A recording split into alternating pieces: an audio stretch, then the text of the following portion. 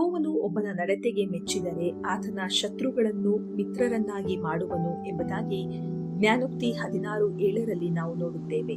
ನಮ್ಮ ಜೀವನವು ದೇವರ ಚಿತ್ತಕ್ಕೆ ಅನುಗುಣವಾಗಿರುವಾಗ ಆತನು ನಮ್ಮ ಸಮಾಧಾನದ ಜವಾಬ್ದಾರಿಯನ್ನ ತೆಗೆದುಕೊಳ್ಳುತ್ತಾನೆ ಎಂಬುದಾಗಿ ಈ ವಾಕ್ಯವು ನಮಗೆ ನೆನಪಿಸುತ್ತದೆ. ನಮ್ಮ ಗಮನವು ಮನುಷ್ಯರನ್ನ ಮೆಚ್ಚಿಸುವುದರ ಮೇಲೆ ಅಲ್ಲ, ಬದಲಾಗಿ ದೇವರನ್ನ ಮೆಚ್ಚಿಸುವುದರ ಮೇಲೆ ಇರಬೇಕಾಗಿದೆ. ನಮ್ಮ ನಡವಳಿಕೆ, ವರ್ತನೆ ಹಾಗೂ ಆಯ್ಕೆಗಳು ಆತನ ನೀತಿಯನ್ನ ಪ್ರತಿಬಿಂಬಿಸುವಾಗ ನಮ್ಮ ವಿರುದ್ಧವಾಗಿರುವವರನ್ನು ಸಹ ನಮ್ಮ ಸಂಗಡ ಸಮಾಧಾನವಾಗಿರುವಂತೆ ಕರ್ತನು ಅವರ ಹೃದಯಗಳಲ್ಲಿ ಪ್ರೇರೇಪಿಸುತ್ತಾನೆ. ನೀವು ಇತರರನ್ನ ಬದಲಾಯಿಸಲು ಸಾಧ್ಯವಾಗದಿರಬಹುದು, ಆದರೆ ನಿಮ್ಮ ಹೃದಯವು ದೇವರ ಮುಂದೆ ಸರಿ ಇರುವಾಗ ಆತನು ನಿಮ್ಮ ಸುತ್ತಲಿನ ವಾತಾವರಣವನ್ನ ಬದಲಾಯಿಸುತ್ತಾನೆ. ದಾನಿಯೇಲನನ್ನ ನೋಡಿರಿ, ಆತನು ದೇವರಿಗೆ ಮೆಚ್ಚುಗೆಯಾಗಿ ನಡೆದನು ಮತ್ತು ಸಿಂಹಗಳು ಆತನಿಗೆ ಹಾನಿ ಮಾಡಲು ಸಾಧ್ಯವಾಗಲಿಲ್ಲ. ಯೋಸೇಫನನ್ನ ನೋಡಿರಿ, ಆತನು ತನ್ನ ಸಮಗ್ರತೆಯನ್ನ ಉಳಿಸಿಕೊಂಡನು.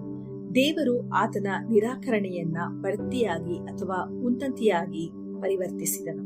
ಅದೇ ದೇವರು ಇಂದು ನಿಮಗಾಗಿಯೂ ಸಹ ಕೆಲಸ ಮಾಡುತ್ತಾನೆ. ನೀವು ರಹಸ್ಯವಾಗಿ ಆತನನ್ನ ಗೌರವಿಸುವಾಗ ಆತನು ಸಾರ್ವಜನಿಕವಾಗಿ ನಿಮ್ಮನ್ನು ರಕ್ಷಿಸುತ್ತಾನೆ. ನಿಮ್ಮ ಪರ ಯಾರಿದ್ದಾರೆ ಅಥವಾ ವಿರುದ್ಧವಾಗಿ ಯಾರಿದ್ದಾರೆ ಎಂಬುದಾಗಿ ಚಿಂತಿಸಬೇಡಿ.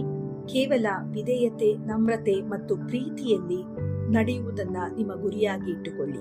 ನಿಮ್ಮ ನಡವಳಿಕೆಯು ದೇವರಿಗೆ ಮೆಚ್ಚುಗೆಯಾದರೆ ಆತನು ನಿಮ್ಮ ಯುದ್ಧಗಳನ್ನ ಹೋರಾಡುತ್ತಾನೆ ಮತ್ತು ನಿಮಗೆ ಸಮಾಧಾನವನ್ನ ಕೊಡುತ್ತಾನೆ. ಇದು ನಿಮ್ಮ ಪ್ರಾರ್ಥನೆಯಾಗಿರಲಿ. ಕರ್ತನೇ, ನಿನಗೆ ಮೆಚ್ಚುಗೆಯಾಗುವ ರೀತಿಯಲ್ಲಿ ಬದುಕಲು ನನಗೆ ಸಹಾಯ ಮಾಡು. ನನ್ನನ್ನ ವಿರೋಧಿಸುವವರು ಸಹ ನನ್ನ ಸಂಗಡ ಸಮಾಧಾನದಲ್ಲಿ ಇರುವಂತೆ ಮಾಡು ಮತ್ತು ನಿನ್ನ ಕೃಪೆಯು ಯಾವಾಗಲೂ ಗುರಾಣಿಯಂತೆ ನನ್ನನ್ನು ಆವರಿಸಲಿ. ಆಮೇನ್. ದೇವರು ನಿಮ್ಮನ್ನ ಆಶೀರ್ವದಿಸಲಿ.